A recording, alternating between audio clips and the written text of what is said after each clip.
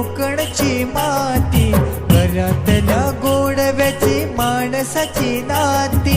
गावाकडं जीव माझा धाव, माझं कोकण